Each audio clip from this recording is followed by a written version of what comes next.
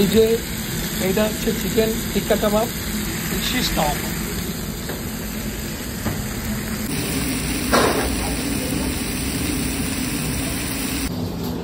আজকে আমার কাবাব স্টেশন, আমি মিক্স গ্রিল কাবাব প্লেটার করবো।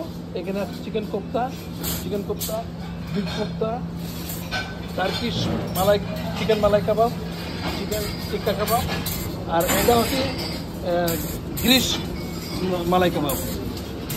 আমি একটা বানাচ্ছি কোপ্তা, আপনারা দেখেন।